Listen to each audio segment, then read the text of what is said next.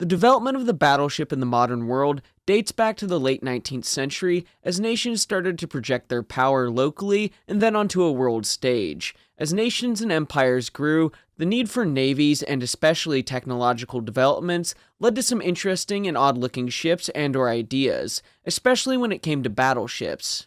Due to how quickly technology developed in the late 19th and early 20th centuries, battleships became outdated rather quickly, leaving nations with expensive, yet outdated ships. In this video, we're going to look at some of the strangest, yet useful battleship conversions.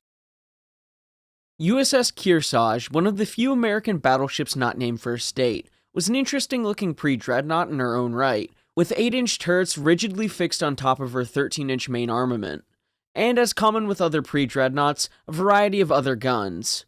But her time as a battleship, as interesting as it was, is not what we're interested in.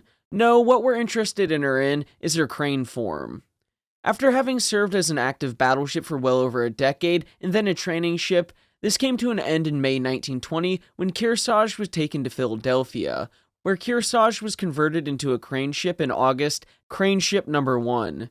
AB-1, which received a large revolving crane with a rated lifting capacity of 250 tons, as well as 10-foot wide hull blisters, which gave her more stability. This photo is particularly interesting and is one of the reasons why I wanted to discuss Kearsarge. This photo is from October 30th, 1922, where the ship is testing her crane and lifting a 312-ton load on the right and left main hoist with an equalizer at 101-foot reach on an even keel. The jib fore and aft at an angle of 38 degrees 46 minutes. The testing of the crane went well, and this 10,000-ton crane ship served in Boston until 1926, where she was then taken to Puget Sound. In this, the crane assisted in the rearming of several battleships and heavy cruisers, helping to disarm other ships to conform with treaty limitations and support the Navy Yard as it dismantled auxiliary leftovers from the First World War. The crane ship came into its own a decade later in 1936, as Navy planners figured that this ship could be useful with new battleship contracts emerging on the East Coast, where she was taken to New York for a while, being kept in a decommissioned status. Crane Ship No. 1 was then shifted to Boston Navy Yard for work there, reclassified to an auxiliary crane ship on April 15, 1939, and in October 1940, she was assigned to the 3rd Naval District in New York. The sailors of the Navy still continued to call her Kearsarge fondly. However, on November 6, 1941, Frank Knox, Secretary of the Navy, authorized the service to drop the name Kearsarge and for her to be simply known as Crane Ship No. 1, where she continued to serve different ports up and down the East Coast, assisting in the construction of several vessels. And in May 1942, she was reassigned to the 5th Naval District. Being berthed at Norfolk, Crane Ship No. 1 continued her work throughout the Second World War, handling guns, turrets, and armor for battleships like USS Alabama, Indiana, new guns for Pennsylvania, and cruisers like Chicago, Savannah, and even carriers like Intrepid and Boxer. In May 1943, she went to the 4th Naval District at Philadelphia, where the Army required Crane Ship No. 1's lifting services to support tugs and harbor vessels in New York City later in the year, so she assisted there.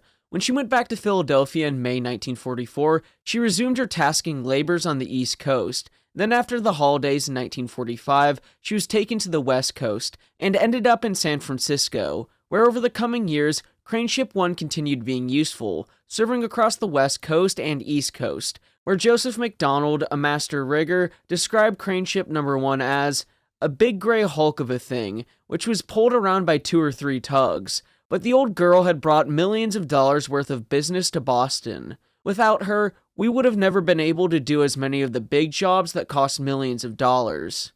Even assisting in a tragedy in November 1951 in Boston's Fish Pier, where a collision between 2 ships took place, with Crane Ship No. 1 helping to raise a wreck. Eventually, she was scrapped in 1955, the end of an extremely valuable ship to the Navy, helping to build some of the most modern and powerful ships of the Second World War.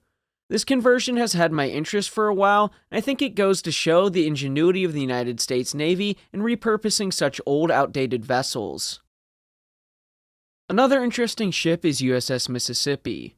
Mississippi was battleship number 41, displacing some 32,000 tons with a top speed of 21 knots, and it was armed with 12 14-inch guns, while her secondary battery was augmented throughout her career. Mississippi entered service in 1917 and served throughout the interwar period, being modernized in 1931, and serving throughout the Second World War, not being present at Pearl Harbor during the attack on December 7, 1941, and notably being a part of Admiral Jesse Oldendorf's battle line, helping to destroy a Japanese thrust into Leyte Gulf. But what we're here to discuss is her career after the war, as she took over duties from a ship we'll discuss in a little bit, becoming a test ship of sorts. Mississippi arrived at Norfolk Naval Base on November 27, 1945, for conversion to become an experimental auxiliary ship, something the older Chesapeake Raider USS Wyoming had been doing. Still, Mississippi being newer and having a more extensive modernization was more suited for this role, and in February 1946, she was reclassified EAG-128, an experimental auxiliary. Taking from Dr. Norman Friedman in his book U.S. Battleships, An Illustrated History, only number 4 turret would be retained. Number 1 would be replaced by a twin 6-inch 47 caliber dual-purpose turret.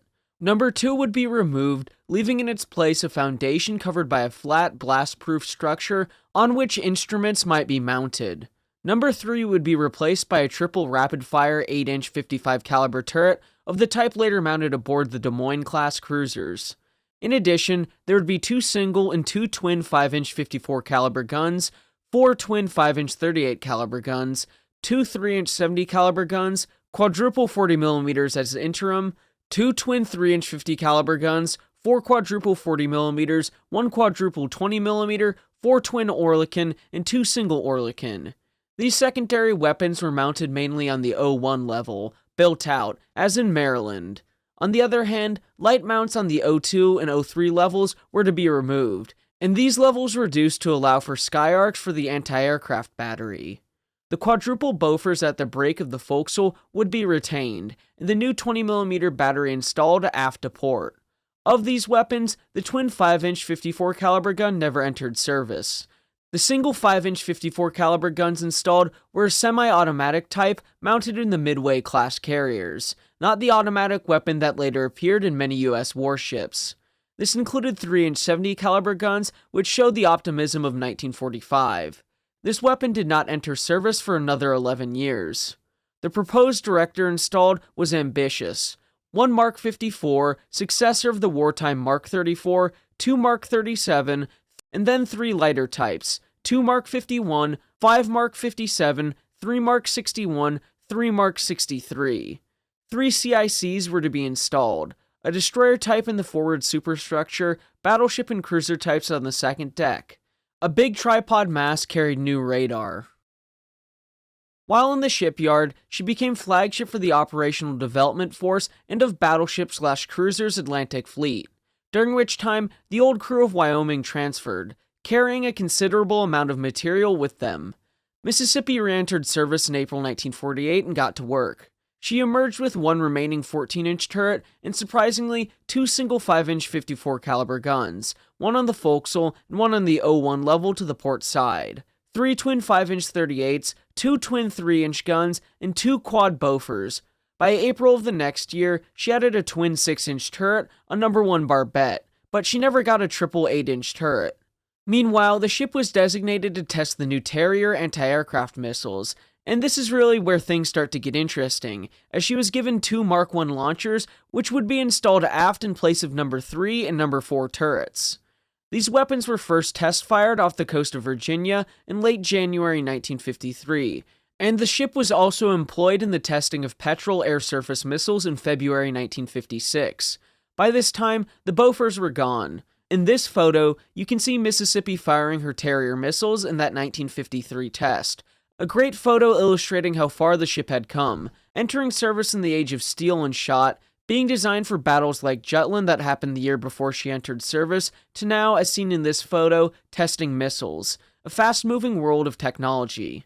Taking from Dr. Friedman again, the Mississippi was decommissioned on September 17, 1956, having entered Norfolk for deactivation on May 26th.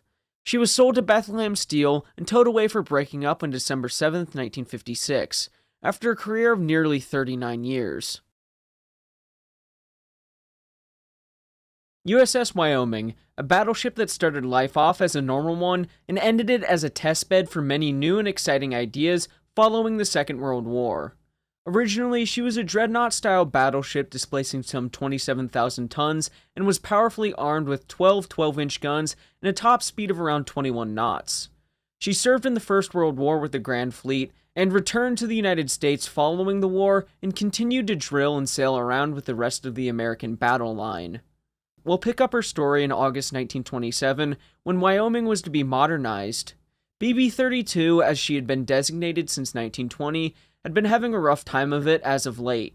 Her machinery, old as it was restricting her to 14 knots by 1924 and realistically a range of 6,700 nautical miles at 10 knots, instead of the 8,000 she was designed for. So a rebuild of her machinery was in order.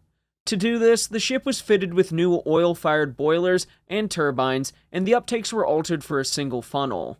With these new turbines and boilers, it essentially meant that the ships were back to where they were when they started. An example that Dr. Norman Friedman uses in his book, U.S. Battleships and Illustrated History, is USS Florida, as on her trials after her reconstruction, she recorded 22¼ knot top speed as compared to her originals when she achieved just over 22 knots. Now, that's not to say there weren't other additions that affected their speed, as an important one was the addition of a torpedo blister for underwater protection. It also was a good time to revise other features, like rangefinders, the rear cage mast, and soon enough the forward one, the secondary battery, given the advancements in aircraft technology, just to name a few. Given the extent of this overhaul, it surprisingly only lasted several months, as she was out and having a shakedown cruise by November 1927. Wyoming returned to service with the battleships for a short period, and by November 1940, she became flagship of the training squadron. Considering her age, and the fact that she had been training sailors for several years, it made sense. This change in roles was shortly followed by the First London Naval Treaty. Because of that, ships like the Royal Navy's Iron Duke or the Imperial Japanese Navy's Hiei, Wyoming, like those other ships, was to be demilitarized. Wyoming lost her recently acquired blisters, side armor, and the removal of guns and turret machinery from 3 of her 6 turrets. Her machinery was gutted with the removal of one boiler, dropping her top speed to 18 knots. This demilitarization was finished in June 1931, and she commenced training cruises around European waters. During this cruise, in July, she was redesignated AG-17, a miscellaneous auxiliary, where over the next 4 years and beyond, Wyoming continued her summer cruises for Naval Academy midshipmen and training cruises for sailors of other universities. During the late 1930s, she participated in several amphibious exercises where some thought she might play a future role as a specialized assault ship.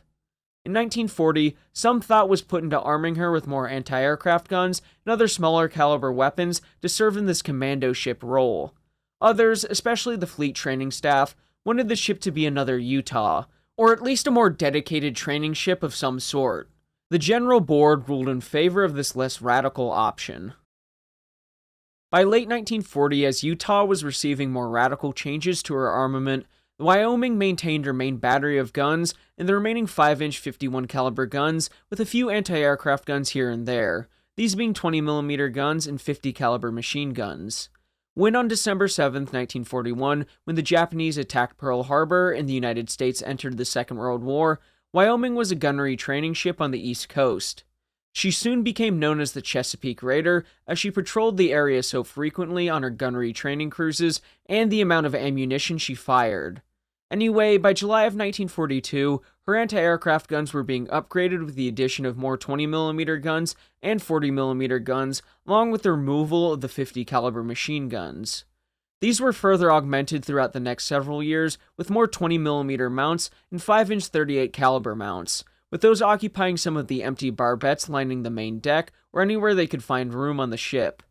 The Chesapeake Raider helped to train thousands of gunners on the various anti-aircraft guns of the fleet, ranging from the 5-inch mounts to smaller anti-aircraft guns. The large refit that transformed her further came in January 1944. Seeing how she was an anti-aircraft training ship, she had no need for her remaining 12-inch 50 caliber guns, and they were promptly removed, which merely occupied space better devoted to additional anti-aircraft weapons, as well as the surviving 50 caliber machine guns, as there were still a few around.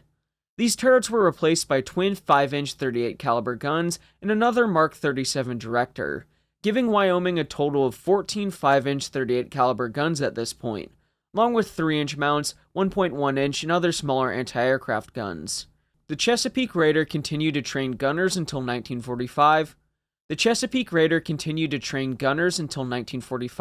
When the urgent need for new anti-aircraft measures to counter the kamikaze threat called her to New York for another refit, becoming flagship of Task Force 69 out of Casco Bay for anti-aircraft research, headed by Admiral Willis Lee, the decorated battleship admiral of USS Washington fame. Unfortunately, Lee suffered a heart attack one day while heading out for experiments and passed away. Wyoming continued to serve in Task Force 69, which eventually became the Operational Development Force operating out of Norfolk, which tested all sorts of new equipment and, of course, further alterations to her battery and equipment. On July 11, 1947, Wyoming entered Norfolk Naval Shipyard and was decommissioned on August 1st, with a lot of her material and crew being transferred to USS Mississippi. The life of USS Wyoming was certainly a long-lasting one in which she served her country in many different roles, from frontline battleship to training the sailors of the fleet in all manner of ship handling, especially gunnery during the Second World War. Our next battleship we're going to take a look at is USS Utah, a Florida-class battleship commissioned in 1911, a predecessor to the Wyoming, being armed with 10 12-inch guns on a 21,000-ton displacement and a top speed of just under 21 knots. Utah, much like Wyoming, participated in World War I and many of the post-war drills, refits, and other activities battleships of the American fleet did. Where her story gets interesting is in 1930, with the London Naval Treaty, as much like Wyoming, she was demilitarized. However, instead of becoming a training vessel like Wyoming, she became a radio-controlled target ship, where she was stripped of her guns and remained in appearance a battleship, in that her empty turrets remained in place, and her casemates were merely covered over. She even retained her cage foremast and polemast. However, by the treaty, she was entirely disarmed. She was reclassified AG-16 and recommissioned in 1932, passing her radio control trials, and a quote from the excellent website Naval History and Heritage Command, "Over the next 9 years, the former battleship performed a vital service to the fleet as a mobile target, contributing realism to the training of naval aviators in dive, torpedo, and high-level bombing. Thus, she greatly aided the development of the tactics in those areas. On one occasion, she even served as a troop transport, embarking 223 officers and men of the Fleet Marine Force at Sand Island, Midway, for amphibious operations at Hilo Bay, Hawaii, as part of Fleet Problem 16 in the early summer of 1935. She then transported the Marines from Hawaii to San Diego, California, disembarking them on June 12, 1935. That same month, June 1935, saw the establishment of a fleet machine gun school on board Utah, where she continued her mission as a mobile target ship. The former dreadnought received her first instructors on board in August 1935. The first students drawn from the ship's companies of the light cruisers Raleigh, Concord, Omaha, Memphis, and Milwaukee, and the aircraft carrier Ranger, reported aboard for training on September 20th. Subsequently, during the 1936 and 1937 gunnery year, Utah was fitted with a new quadruple 1.1-inch machine gun mount for experimental test and development by the Machine Gun School. Some of the first tests of that type of weapon were conducted on board. The reason for those tests is that by the late 1930s, the battle fleet needed anti-aircraft training far more than target practice against ship targets. In 1935, the Utah was converted into a fleet machine gun school, and because of her versatility as demonstrated by that quote, she was described as one of the most useful vessels in the fleet. Besides serving as a realistic target for exercises involving carrier-based planes, she also towed targets during battle practices conducted by the fleet's battleships and took part in that year's fleet problems. And after providing mobile target services for the submarines of Submarine Squadron 6 in the late autumn and winter of 1939, Utah devoted the next 8 months to special machine gun work. During the summer of 1939, she was refit with 4 5-inch 25 caliber guns and 2 quadruple 1.1-inch machine cannons. Utah became a general-purpose training ship. The following summer, Utah sailed for the Hawaiian Islands. She operated as an anti-aircraft gunnery school in the Hawaiian operating area until sailing back to the west coast, doing similar services for the ships stationed there. Eventually, she made her way back to the east coast in a second refit at Puget Sound, this time with 4 5-inch 38s and a total battery of 8 5-inch guns, 2 quad 1.1-inch, and 16 50 caliber machine guns, along with 20mm guns which were added later on. She also received repairs and alterations during the spring 1941 refit, and even received a fresh coat of paint, more apt for possible wartime service. Utah made her way to Hawaii by September of that year, performing her duties as an anti-aircraft gunnery drill ship over the coming months, until the fateful morning of December 7, 1941. Shortly before 8 a.m., Utah was moored off Ford Island in berth F-11. Men on the ship noticed 3 aircraft on maneuvers heading in a northerly direction from the harbor and began diving on Ford Island where the seaplane hangars were, and began dropping bombs, or again taking from Naval History and Heritage Command. The attack on the fleet at Pearl Harbor lasted a little under 2 hours, but it was over in a few minutes for Utah. At 8:01, soon after sailors had begun raising the colors at the ship's fantail, the erstwhile battleship took a torpedo hit forward and immediately started to list to port. As the ship began to roll ponderously over on her beam ends, 6 by 12-inch timbers placed on the decks to cushion them against the impact of the bombs during the ship's latest stint as a mobile target began to shift, hampering the efforts of the crew to abandon ship. Below, men headed topside while they still could. Shortly before 8:12 a.m., the mooring line snapped and Utah rolled over. Her survivors struck out for shore, with some taking shelter under the mooring key since Japanese strafers were active. 58 men were killed in Utah's sinking, and she was officially stricken from the Naval Register later on. She was partially righted to clear an adjacent berth, but her partially submerged hulk still remains in Pearl Harbor. She also received 1 battle star for her services in the Second World War. Our first Royal Navy ship is HMS Centurion, a ship that started life off as a normal battleship and ended life as a fake one. But for now, let's take a better look at the King George V class of super dreadnoughts from 1910. This class started life off in 1909, being a development of the Orion class. Essentially, the class was an enlarged version of the Orion class, with the main distinction being an increased displacement of 500 tons, with an increase of 13 feet 4 inches in length and 6 inches in beam. The anti-torpedo boat armament was rearranged to give increased fire ahead, with light splinter protection for the guns. Internal protection was more complete. Maximum design speed was increased by about 1 knot. There was improved and modified bridge work as well. Another design choice was that the Admiralty, at first, equipped the King George V class with a single pole mast, but they were inadequate to support the fire director tower and the large control top for the director control system.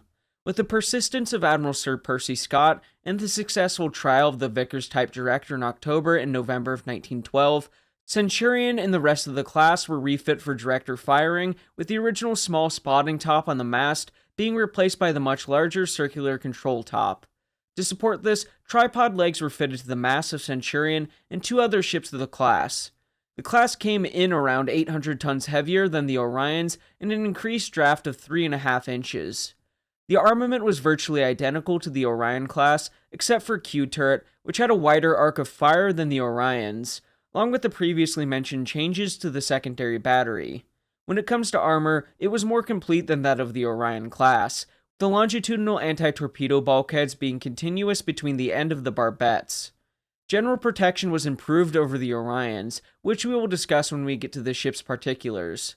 But it should be noted that the secondary armament having splinter protection from the outset of the original design was a first for the Royal Navy rather than an experiment as found on the Conqueror.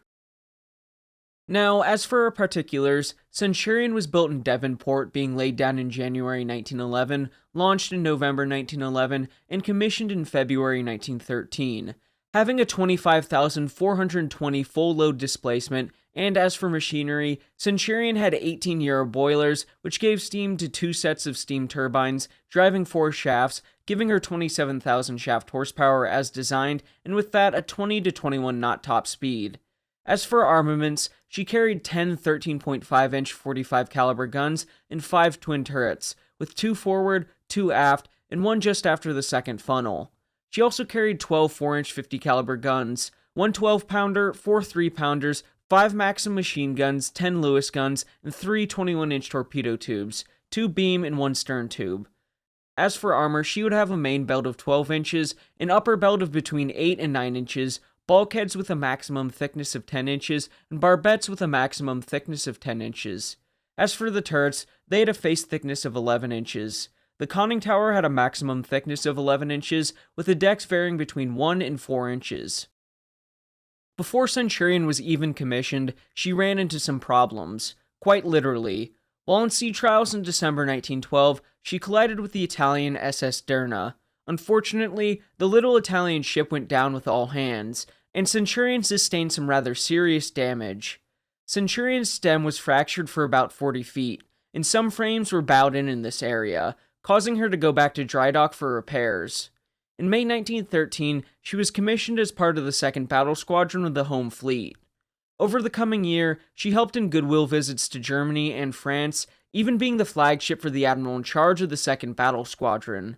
By July 1914, with the July crisis and the Royal Navy conducting test mobilizations as an economizing measure rather than the full fleet maneuvers, she and the now Grand Fleet went to Scapa Flow to be farther away from the possible threat of German torpedo boat attacks. By early August, with Britain at war, Centurion and other dreadnought battleships could not be stationed in Scapa Flow as it was not safe, considering it was not defended properly or had the capabilities to supply and maintain so many vessels at once. So the now Commander-in-Chief, Admiral John Jellicoe, had his ships drilling in the North Sea or at fleet anchorages farther to the west, like he did with Centurion in the 2nd Battle Squadron. In late October 1914, the 1st and 2nd Battle Squadrons were at 2 anchorages further to the west, Loch Nakiel on the Isle of Mull on the Scottish west coast, and Loch Swilly on the north of Ireland. Both harbors had narrow and easily defensible entrances, as well as shallow bottoms, making entrances for submarines difficult. After the losses of the Bacanti-class cruisers and the older Hawk in the North Sea due to U-boats, the threat that U-boats presented was realized. However, the threat to the 2nd Battle Squadron was not from U-boats, but mines. As the North German Lloyd liner Berlin had laid mines off Loch Swilly near Tory Island, right in the path of the 2nd Battle Squadron was going to take to conduct gunnery practice. The battle fleet consisted of the firing line Centurion, the flagship, Ajax, and Audacious, while the target line consisted of Orion, Monarch, and Thunderer. On the morning of the 28th, the 2nd Battle Squadron with Audacious' 3rd line maneuvered. As she was turning onto the gunnery range with the official time for the signal given to make this turn at 8:40, and approximately at 8:45, a dull explosion could be felt in Audacious. Due to Admiralty orders to leave as soon as the ship had been hit, Centurion and the other battleships were forced to vacate the area, and Audacious went down 12 hours later. In the official inquiry, it is suspected that Centurion or Ajax displaced a mine in their wake and inadvertently placed it in the path of Audacious. Centurion, although witnessing the sinking of her sister, had not fired her guns in anger against an enemy. The first time a chance came for a major fleet action was after the first raids on Scarborough, Whitby, and Hartlepool by the German scouting groups with the High Seas Fleet out in support. The Royal Navy put out to respond to this threat, including Centurion and her sisters. Still, a major fleet action did not materialize, with only the screening forces engaging one another briefly, leading us to January 1915, when Centurion sorted in support of the battle cruisers for the Battle of Dogger Bank, and I'd recommend my video on HMS Tiger for that, link in the description.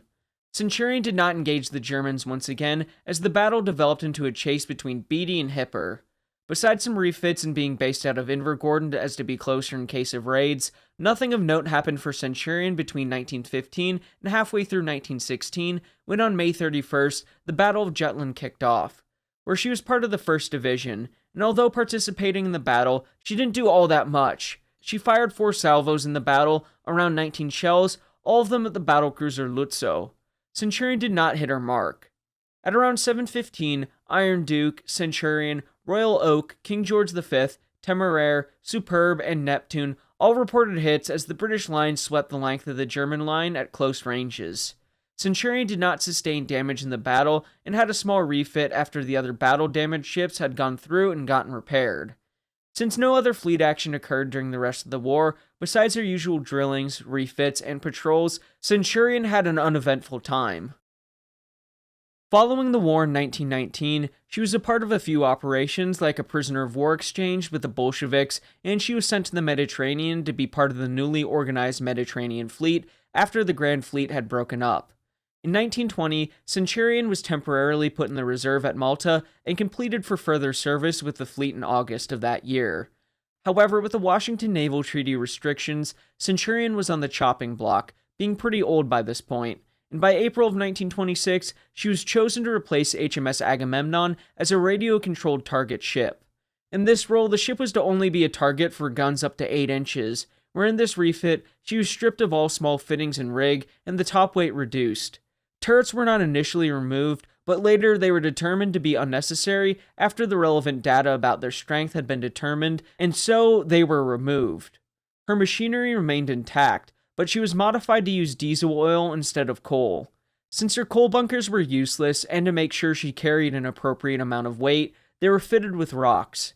However, her draft was somewhat increased, thus allowing her to not be penetrated below the water. In this role, Centurion was fit with many radio antennas, and with the turrets removed, she looked rather unique in this role.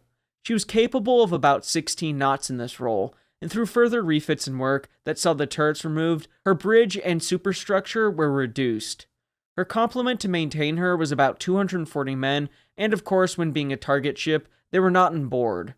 As a radio-controlled target ship, Centurion was used to test the gunnery of cruisers and even dive bombers. However, in 1931, she was laid up in reserve as an economizing measure with the Great Depression in full swing. In 1933, she was further refitted to serve in this role as a radio-controlled target ship. In this role, the ship took a tremendous beating, especially by the Atlantic Fleet, and in July 1934, the 1st Cruiser Squadron put their mark on the ship with their 8-inch guns. Throughout the 1930s, she was in and out of repair due to the nature of her duty, wherein she was serving in this role until the start of the Second World War. Centurion, although one of the oldest battleships left in the Royal Navy, albeit without her guns, they still saw value in her. So much so in 1940, there were plans to refit her as some sort of anti-aircraft platform for the Norwegian campaign. And given the losses in that campaign for both sides, it was probably better for Centurion that it didn't happen. Instead, she was transformed into a repair and maintenance ship for the local defense forces and a block ship. Now, Churchill, known for his schemes, came up with one where he wanted the Mediterranean fleet to bombard the harbor of Tripoli on the Libyan coast, which, of course, would be risky for the Mediterranean fleet to do. Admiral Andrew Cunningham was wary of this, and he became even more wary when Churchill wanted a battleship sunk in the entrance to the harbor as a block ship. Not wanting to give up any of his battleships, it was suggested that Centurion serve in this role.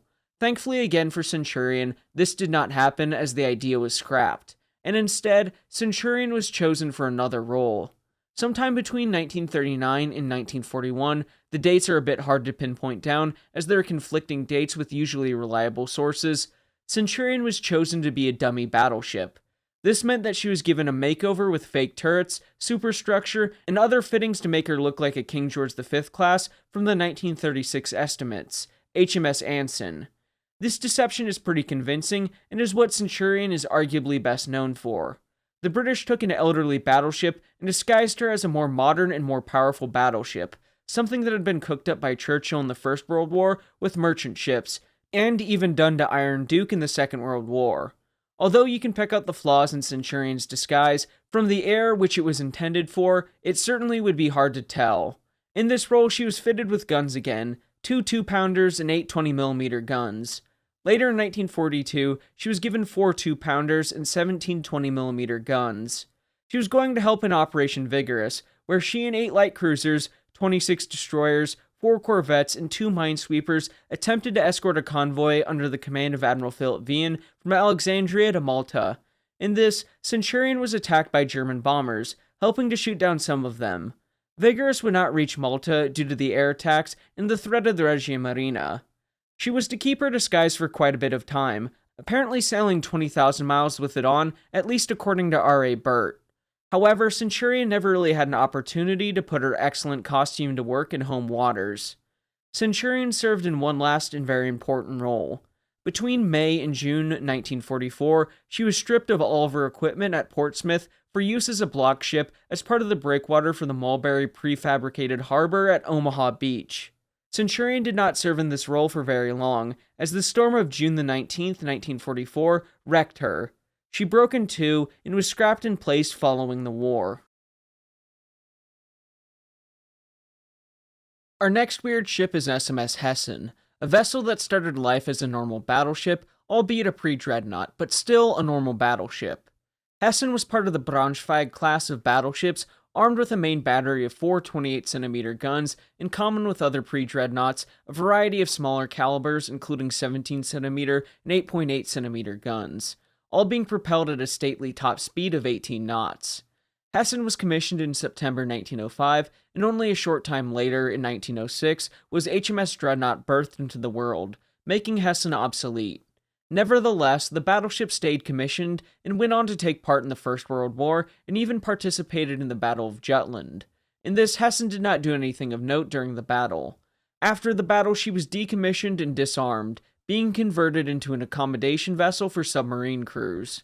Here, she was given a nickname on her side. She was painted with the warning SMS Kleinste Fahrt, or SMS Slowest Possible Speed, which meant an utmost reduction of speed for any passing vessel to not damage her moorings due to the swell or suction effects. After the war and the scuttling of the high seas fleet, the new German Navy, the Reichsmarine, was allowed to keep a limited number of vessels, including some of these obsolete pre-dreadnought battleships, including the Hessen, were to take from Dodson again. In the autumn of 1919, the 6 battleships foreseen as the future German battle fleet, Hanover, Schlesien, Schleswig-Holstein, Braunschweig, Hessen, and Alsace, were towed from Kiel to Wilhelmshaven, while in March 1920, the Allies permitted the retention of an extra pair of battleships, as well as 2 extra cruisers, 4 more destroyers, and 4 torpedo boats, 30 in reserve with guns aboard. Article 181 had previously required that all ships in reserve be fully disarmed. Hessen recommissioned into the new Reichsmarine in January of 1925 and was rearmed, including her full 17cm battery and the addition of 4 casemate torpedo tubes forward and aft. She also had her boilers replaced by oil-fired water tube units and several other upgrades and changes as compared to her sisters. Hessen operated with the new German Navy in various roles, venturing around European waters and receiving upgrades until the early 1930s, when she was decommissioned in November of 1934 as more modern vessels entered the fleet. With the rise of the Nazi Party and the revitalization of the German Navy, the Kriegsmarine would need target practice to account for all the new vessels being planned and constructed. This is where things start to get interesting for Hessen, as she was struck from the Naval Register, again taking from Dodson. As German rearmament gathered pace, the fleet's target practice requirements were no longer satisfied.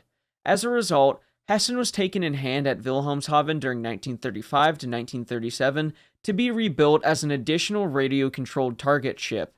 Hessen was stripped down to the bare hull, and a new forepart was constructed, lengthening the ship by 10 meters. All existing machinery was removed and replaced by 3 modern high-pressure boilers and 2 sets of turbines, producing 25,000 shaft horsepower for a maximum speed of 20.3 knots. The only armament was a single 50cm torpedo tube installed for experimental purposes, although a pair of 10.5cm AA guns were added after 1940. Still, the protection was reinforced by additional modern armor of WH quality steel to allow her to withstand the 38cm guns of the Bismarck-class vessels then under construction. The forward barbette of the ship was used to house the capstan, while the aft one housed the ship's control mechanism, which could be operated remotely from the control vessel Blitz. Hessen's modest bridgework aft of the deckhouse supported the funnel. The ship was utterly unrecognizable from her former self, and only recesses fore and aft of the former main deck secondary battery gave any glimpses of her origin. She served in this role from 1937 on. even through the duration of the Second World War, with only slight deviations from this role during the war. In any case, the former battleship was one of the few German warships intact after the Second World War, and was included among the ships that were to be divided up amongst the Allies by the Potsdam Agreement. Falling together with her control vessel Blitz, the Hessen was ceded to the Soviet Union following the Second World War. In company with the light cruiser Nürnberg, on January 2, 1946, she left for the Soviet Union. In June of that year, she was recommissioned as the Cell and continued to serve with the Blitz, now Vistral, until 1960, when she was stricken and broken up. Almost 60 years since the former Hessen's keel had been laid. She had been in active service in 4 fleets and 2 navies. A very interesting and odd career for a battleship. The ships on this list just scratch the surface of unique conversions for battleships. In the future, I plan on covering more of them, especially some more Royal Navy ones. Hopefully you found this look at weird battleship conversions interesting, and those first 2, Kearsarge and Mississippi, really inspired me to make this video. Anyway, please remember to like and subscribe, as it'll help the channel to grow. Thank you all for watching, and until next time my friends, have a great week.